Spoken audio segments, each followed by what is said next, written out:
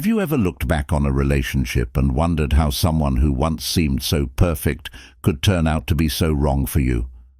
It's like stepping into quicksand. You didn't see it coming, but the more you stayed, the deeper you sank. The charm, the excitement, the whirlwind, it all felt so real, so irresistible. Yet here you are, piecing yourself back together again, asking, why do I keep attracting the wrong people? The truth is, the cycle of toxic relationships isn't random. It's not bad luck or some cruel twist of fate. It's a reflection of what's happening inside us. That's hard to hear, isn't it? But it's also empowering. Because if the cycle begins within, it means it can be broken within too. The ancient Stoics believed that the quality of your life depends on what you allow to influence your soul. Toxic partners thrive where self-awareness is weak, where your fears, insecurities, and unexamined beliefs guide your choices instead of your inner strength. But here's the thing, you have the power to change that, to shift your focus from trying to fix or understand them to understanding yourself. What if I told you that the key to breaking the cycle isn't about finding the right partner, but about becoming the person who no longer settles for less than they deserve? What if freedom doesn't come from avoiding toxic people, but from building unshakable boundaries, clarity, and self-respect within yourself? The cycle can end here. Not through blame, but through wisdom. Not through force, but through clarity. The question is, are you ready to step into your power and break free? Let's explore how to do that together. 1. Mastering emotional clarity. The key to recognizing red flags. One of the most powerful ways to stop attracting toxic partners is to sharpen your emotional clarity.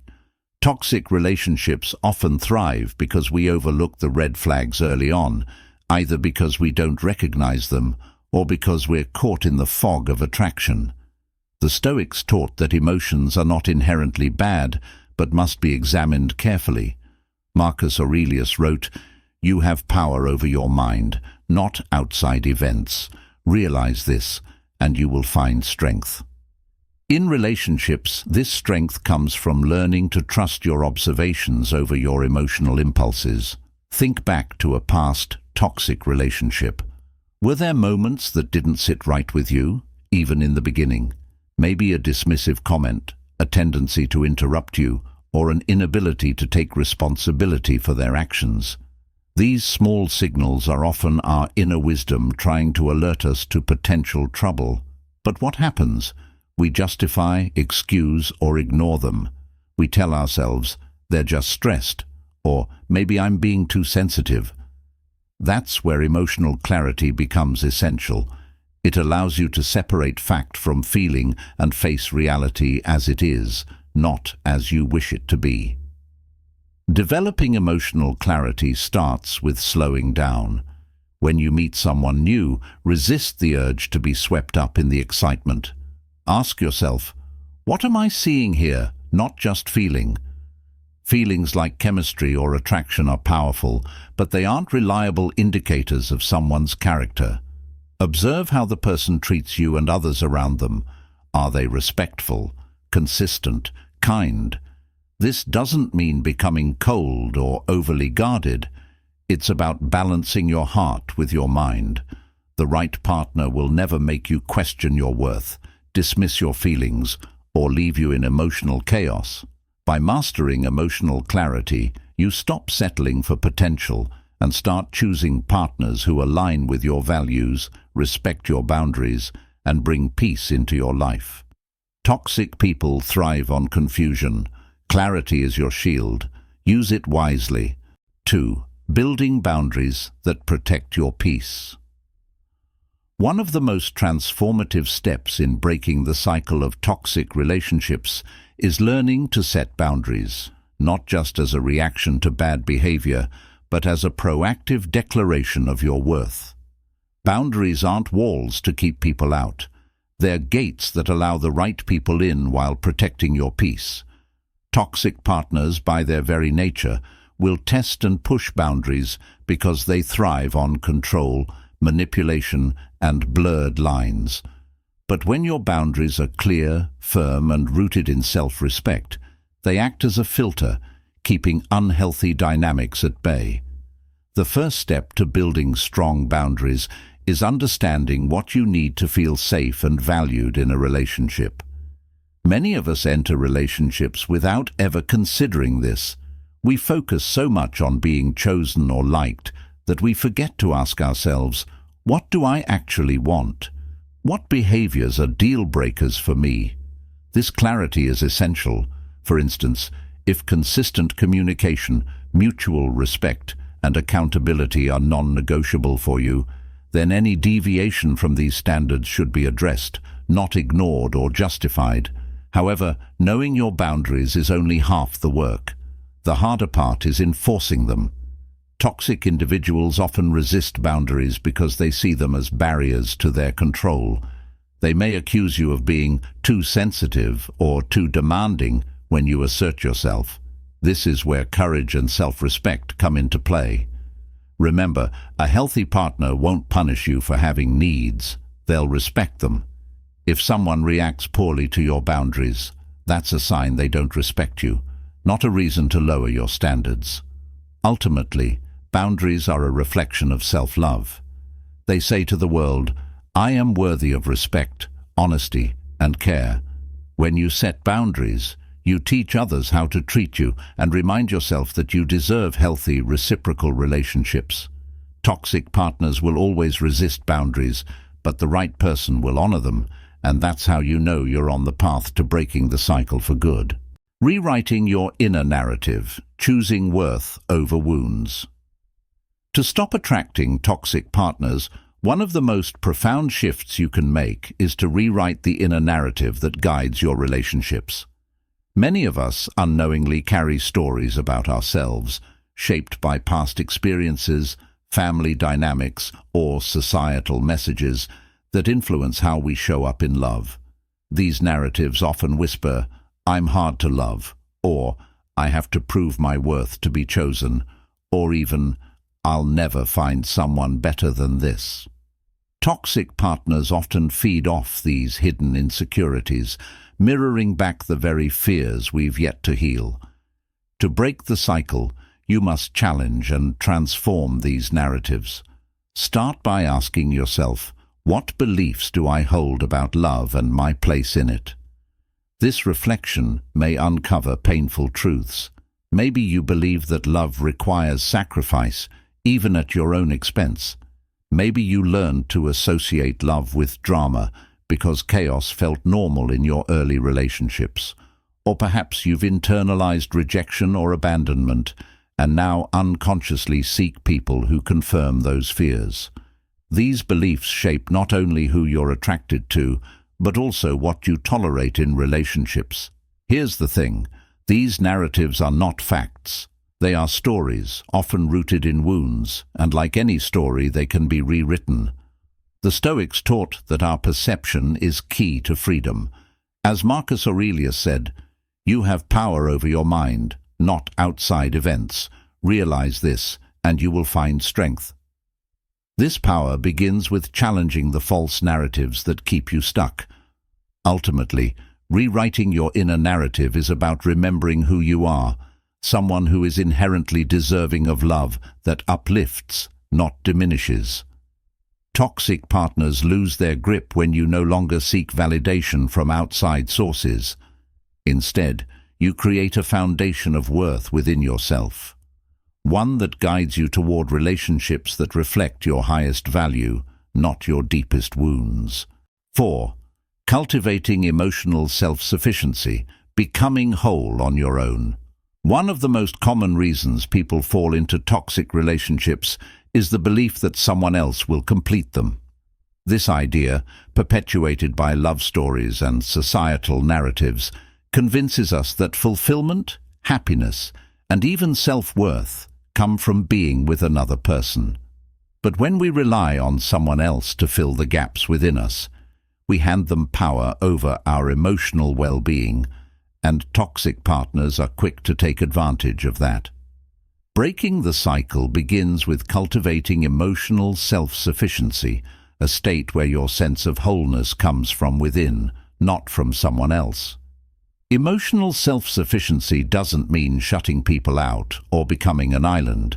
It means developing the ability to meet your own emotional needs first, so you enter relationships as a whole person rather than someone looking to be rescued or completed. The Stoics emphasized this principle, teaching that true contentment comes from mastering your inner world. Epictetus said, "Man is not worried by real problems so much as by his imagined anxieties about real problems." In relationships, these imagined anxieties often manifest as fears of being alone, unworthy, or unlovable. Addressing these fears within yourself reduces the pull toward unhealthy connections. Start by asking yourself, what emotional needs am I relying on others to fulfill? Is it validation, a sense of purpose, comfort? When these needs go unmet in a toxic relationship, you may find yourself overcompensating, giving more, tolerating more, clinging tighter, all in hopes that the other person will finally give you what you're seeking. But the truth is, no partner, no matter how healthy, can fully satisfy emotional needs you aren't meeting for yourself. When you cultivate emotional self-sufficiency, you shift from needing love to choosing love, intentionally, wisely, and with clarity. And that's where the cycle ends. 5. Learning to trust. Slow love. Patience as a shield against toxicity. In a world that glorifies instant connections, whirlwind romances, and love at first sight, it's easy to mistake intensity for intimacy. Toxic relationships often start with a bang, fast-paced emotions, grand gestures, and promises that feel too good to be true. But love that burns too bright too quickly can often burn you in the end. The Stoics taught us to value patience and reason over impulsivity. As Seneca said, we suffer more often in imagination than in reality. In the context of relationships, this means we often let the fantasy of immediate chemistry overshadow the reality of someone's true character. To break the cycle of attracting toxic partners, you must embrace the power of slow love. Slow love is about allowing time to reveal the layers of a person, rather than rushing headfirst into a connection based solely on feelings. Toxic individuals often rely on speed to bypass your judgment. They may shower you with attention early on, use flattery to disarm you, and create an intense bond before you've had a chance to really see who they are. This rush creates a false sense of security, making it harder to recognize red flags or question their intentions.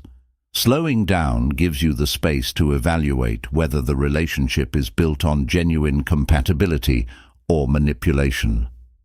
The key to practicing slow love is shifting your focus from what you feel to what you observe. Feelings like attraction or infatuation can be powerful, but they're not reliable indicators of someone's character. Instead of asking yourself, "How do they make me feel?" try asking, "How do they show up for me?" Watch how they treat you over time, not just in moments of passion, but in everyday interactions. Do their actions align with their words? Do they respect your boundaries, listen to your needs, and handle conflict with maturity? True love reveals itself slowly, in consistency and care, not in dramatic highs and lows. In slowing down, you reclaim your power. You stop being a passenger in relationships and start being the driver. You don't just fall in love, you choose it, intentionally and wisely, ensuring it's built on a foundation that can withstand the test of time. Slow love isn't boring, it's transformative, and it's the shield that will protect you from ever falling into toxic patterns again. 6. Embracing self-respect as a non-negotiable standard. At the heart of breaking free from toxic relationships lies one unshakable truth: your self-respect is non-negotiable. Toxic partners often gain power in relationships by chipping away at your self-esteem, subtly convincing you that your needs, feelings, or boundaries are secondary to theirs. Over time, this erosion of self-respect creates a cycle of acceptance, accepting less than you deserve, tolerating behaviors that hurt you, and convincing yourself that this is all love can offer. But the truth is, the moment you begin to prioritize your self-respect, the dynamics shift. You stop bending to others' demands, and instead, you start setting the standard for how you will be treated. Self-respect starts with knowing your worth, not in an abstract sense, but in the everyday way you carry yourself and the decisions you make. It's about understanding that you are not a project to be fixed, a convenience to be used, or an emotional crutch for someone else's issues. You are a whole person, deserving of care, kindness, and consistency. The challenge for many people in toxic relationships is that they've been conditioned to believe otherwise. Maybe you grew up in an environment where love was conditional, where you had to prove yourself to be worthy of affection. Or perhaps past relationships reinforced the idea that your needs were too much or not important. These experiences can lead to a pattern of self-sacrifice that toxic people exploit. The key to reclaiming self-respect is recognizing that it begins and ends with you. It's not something a partner gives you or validates for you. It's a commitment you make to yourself. This means setting clear standards for what you will and will not accept in relationships. For example, you might decide, I will not tolerate disrespect in any form, whether it's dismissive language, passive-aggressive behavior, or outright criticism. Embracing self-respect is not just a lesson, it's a way of life. It's the foundation for healthy, meaningful relationships, and it's the shield that protects you from ever falling back into toxic patterns. You are worthy of love that honors, uplifts, and celebrates you, but it starts with honoring yourself first. 7. Recognizing the difference between love and attachment. One of the most challenging aspects of breaking free from toxic relationships is understanding the difference between genuine love and unhealthy attachment. Many people mistake one for the other, clinging to a toxic partner not because the love is deep, but because the attachment is. Toxic relationships often create an intense emotional pull, an addictive cycle of highs and lows, hope and disappointment, that feels like love, but is actually a form of dependency. The Stoics believed that freedom comes from recognizing and detaching from things that control us. As Epictetus said, if you want to improve, be content to be thought foolish and stupid. In relationships, this means being brave enough to challenge what you've been taught about love and reconsider the bonds that keep you tied to people who hurt you.